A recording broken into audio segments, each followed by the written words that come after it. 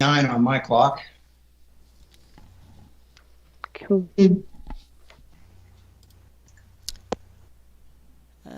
wait 1 minute. A minute, yep.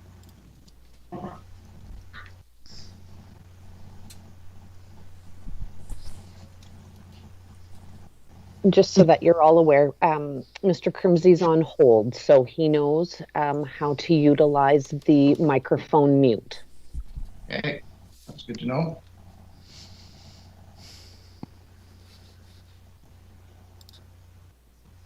Well, it's 9 o'clock.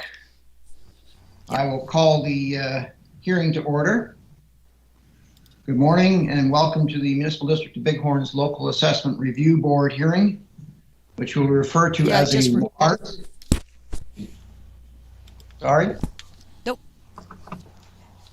We're going to refer this to as a LARB hearing dated September 23rd, 2020. The complainant and the respondent, I believe, are both present. A few housekeeping items. Due to this meeting being held virtually, there are a few housekeeping items we'd like to go over.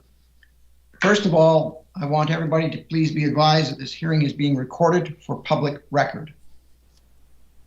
We also ask that you do not interrupt or speak over anyone.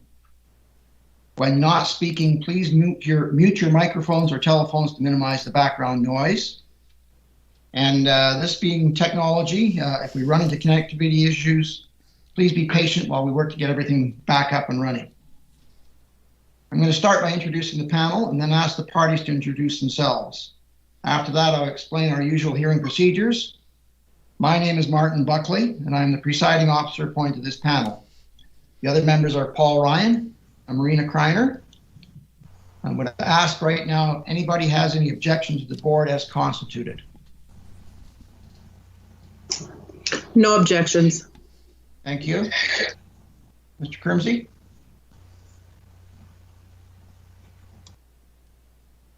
I have no objections. Thank you very much, sir.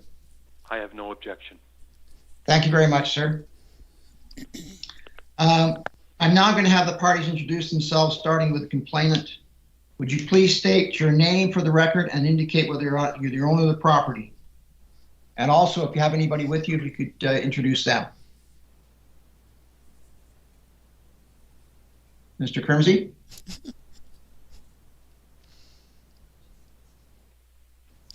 Yeah, I'll let him know.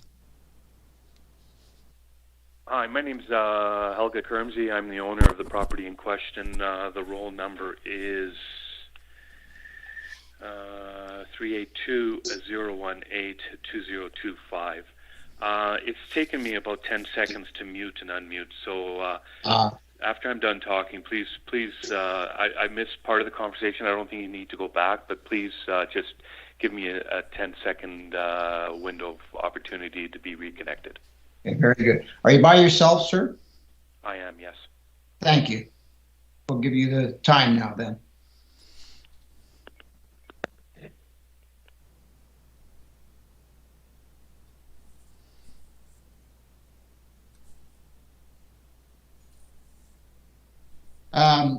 To the respondent, Ms. Larson, would you please state your name for the record and your position with the municipality? Hi, my name is Kelly Larson with Equitable Assessment Group, assessment firm for the municipality. Thank you very much. I'm going to go through the LARB's normal hearing procedures. The LARB's usual practice is to have the complainant present their evidence first, Mr. Crimsey, and then there will be questions from the respondent and the board. Next, the respondent will outline the submitted evidence, followed by questions from the complainant and the board. Finally, both parties will have an opportunity to present their argument and summarize their evidence for the board. Is everyone satisfied with this procedure today? Sorry, one more thing. All evidence was required to have been submitted before the hearing, so no new evidence will be accepted today. Is everyone satisfied with this procedure, or are there any questions? I'm satisfied.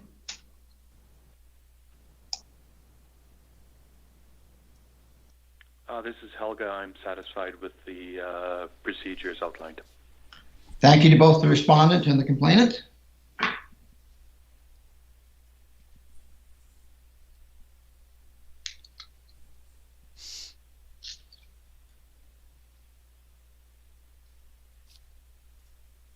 So procedurally, if anyone needs a break or if any problems come up, please let the board know as soon as possible, and we can address those things as we go. As both parties have exchanged documents before the hearing, we shall mark all the documents for evidence for the record now. Ms. Lana, did you want to go through those? Get the pages and things? I certainly can. Thank you. One moment, please. For agenda number 1-2020, roll number 0182025, we have page 1, which is the initial complaint form received, which was 1 page. Then evidence submitted by the complainant, we did not have anything submitted. Page 2 to 8 was the assessor's rebuttal, and that was 7 pages. And then the complainant rebuttal, we received nothing as submitted. Thank you. So if there's any questions about admissibility, those can be raised later, and we can deal with those when they arise, and we can strike record from the material from the record later if necessary. Is everyone comfortable with this procedure? This is Helga. I am. Thank you, sir. Yes, I am too. Thank you.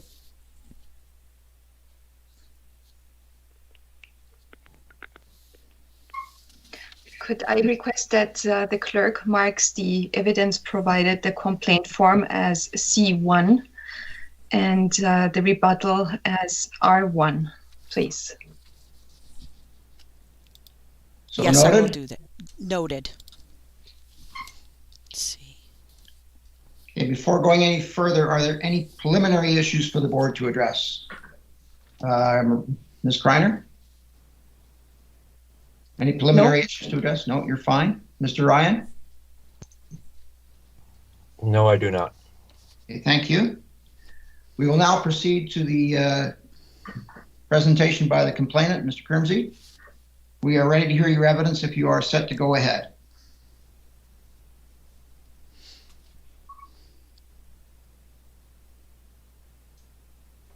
Thank you.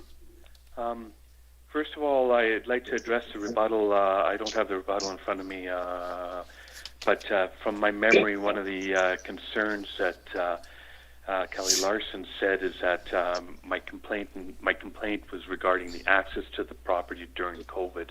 That is not correct.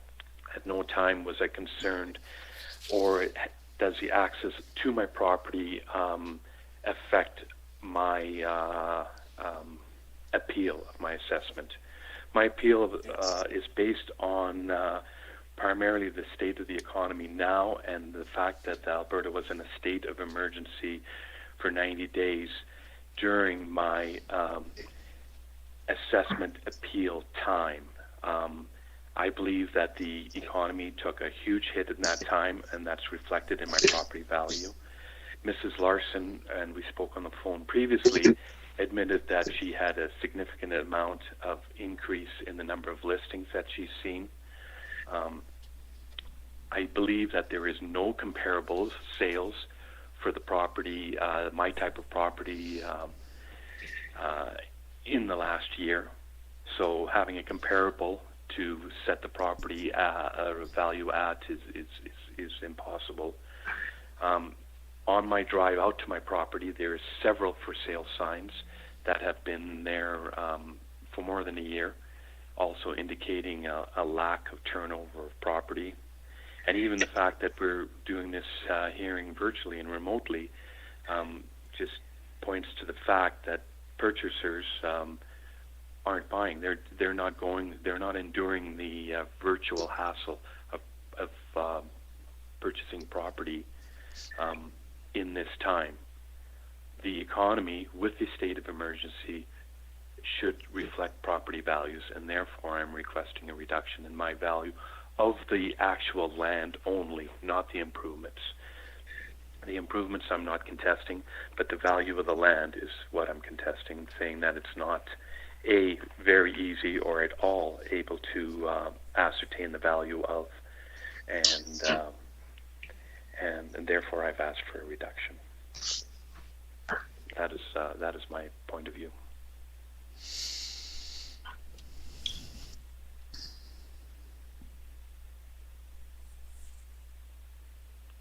Hello? Yes, I thank you. I thought you were going to mute yourself. My apologies. Oh, I will. Thank you. Okay, thank you.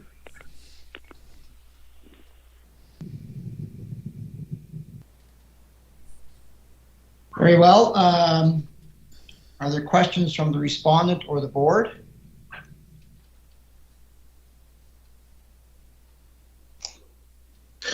I have no questions in regards to his comments, except for that some of them are brought up that weren't brought up before. The comparables or sales or turnover. These weren't issues. He just mentioned the state of emergency.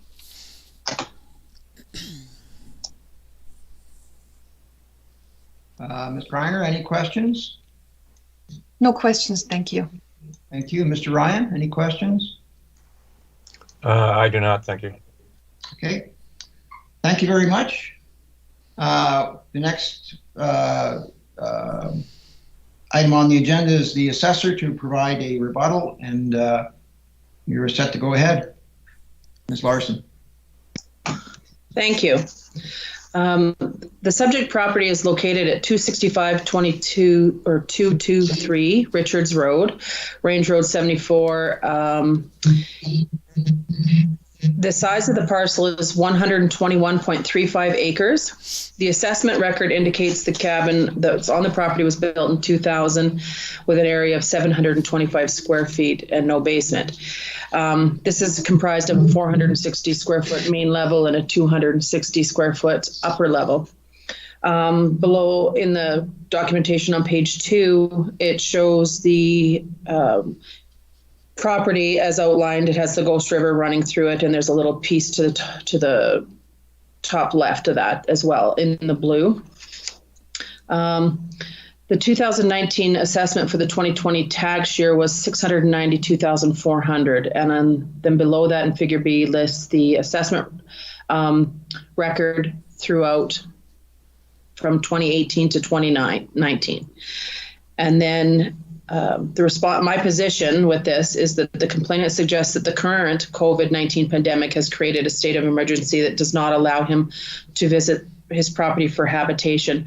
And as he stated, access wasn't his issue. It was just that he felt that it wasn't able to use it for habitation during the COVID crisis, and had decreased his value to an opinion of $521,600.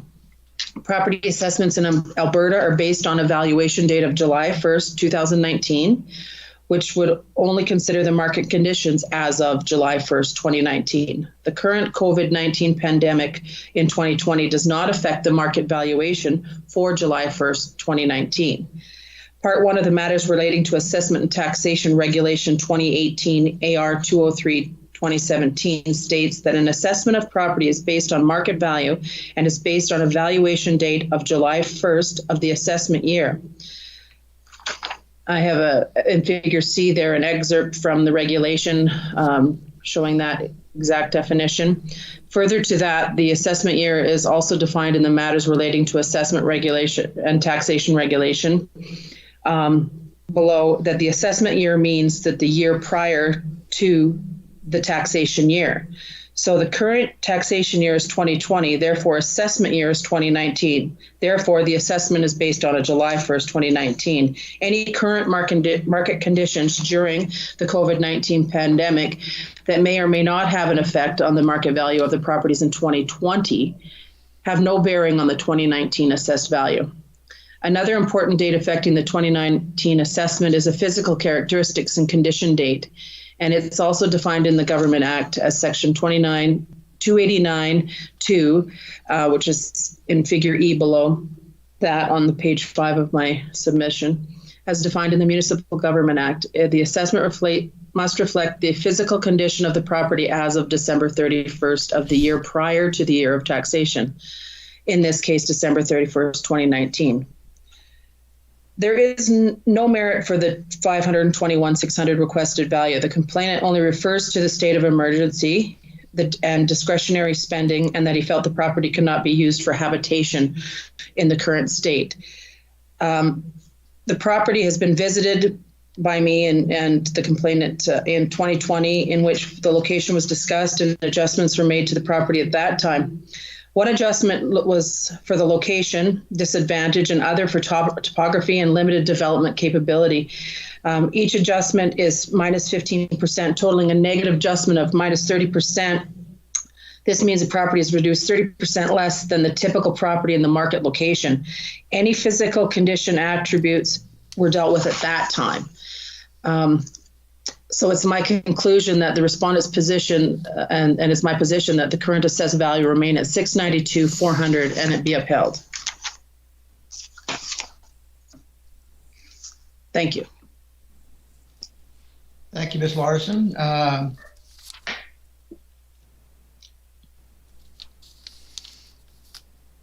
Are there questions from the complainant or the board? Ms. Kreiner? Yes, Mr. Chairman, I do have a question for the respondent. I'm wondering, the respondent mentioned a 30% change in the assessment value. I assume this change in assessment will only be reflected in next year's assessment. Is that correct? Sorry, that was done in 2017. I should have described that. When 2017, when I was at the property with the complainant in a prior time, we reduced it. So he currently, his assessment is 30% less than the typical in that market condition, market area. Thank you. Thank you. No further questions, Ms. Kreiner? No further questions from me. Thank you. Mr. Ryan, any questions? No, I do not. Thank you. Mr. Kermsey, I see that you're online. Did you want to ask Ms. Larson a question? I just want to reinforce my position that at no time was access to the problem a concern of mine. At times, access has been limited due to snow plowing or wind blowing trees over, but that is not at all reflective of my appeal here. So my appeal is based on the province having been in a state of emergency during the appeal window, and that should affect assessments. Thank you. Thank you, sir. You have no further questions of Ms. Larson? Oh, she signed off.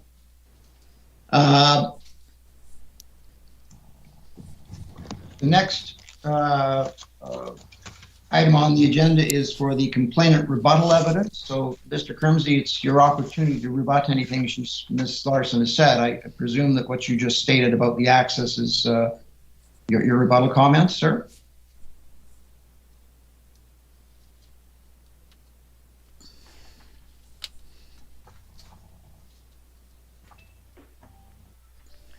Yes, I'm sorry, I might have been a bit premature on that.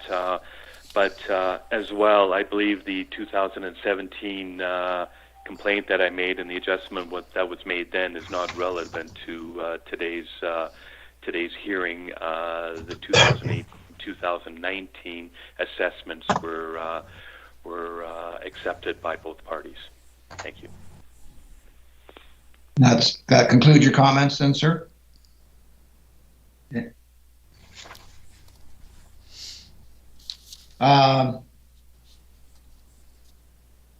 Mr. Kermsey, you're actually still up because the next thing on the agenda is the complainant's summary. I don't know if you have any further comments, sir.